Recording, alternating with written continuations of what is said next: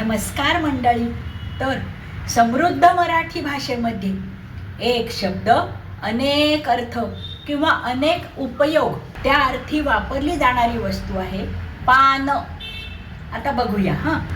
पिणे या अर्थी पान, चहापान, दुग्धपान, मद्यपान, वहीचे किंवा पुस्तकाचे पान, औषधाच्या गोळीचे पान, भोजनाचे पान किंवा ताट, आदरणीय व्यक्तीला दिला जाणारा मानपान, व्यक्तीच्या आयुष्यातील भूतकाळाचे पान. मंडळी, काही पाने खोडायची असतात, चहा. काही पानांवर वाढायचं असतं, केळीचं पान. काही पानं भाजीसाठी चिरायची असतात, आळू म्हणा, पालक म्हणा, पालेभाज्या. काही पानं रंगवायची असतात, विडा, मेहंदी. काही पानं कुटायची असतात, तर काही पानं लुटायची असतात, आपट्याचं.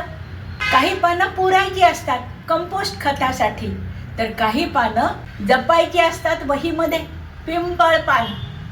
काही पानं तोरणात सजवायची, आंबा, अशोक. तर काही पानं केसात माळायची, केवडा, मरवा. काही पानं देवाला वाहायची, बेल, तुळस, दुर्वा. तर काही पानांची खमंग फोडणी करायची, कढीपत्ता. काही पानं शुभ कार्यात वापरतात, तर काही पानं पूजेसाठी वापरतात, केळी, कर्दळी. काही पानं मसाल्यासाठी वापरतात, तेजपत्ता वगैरे.